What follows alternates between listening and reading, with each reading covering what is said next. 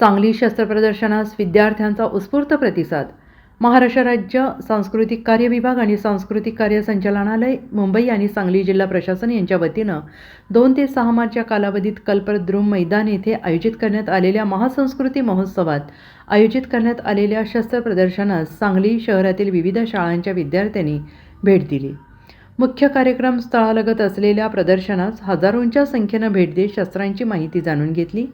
तलवार, भाला, बर्ची, आसूड, तोफगोळे, वाघनखे, ढाली, दांडपटा, शिरस्त्राण, बंदुका आदींची माहिती शस्त्र संग्रहकार श्री सावंत यांच्याकडून करून घेतली.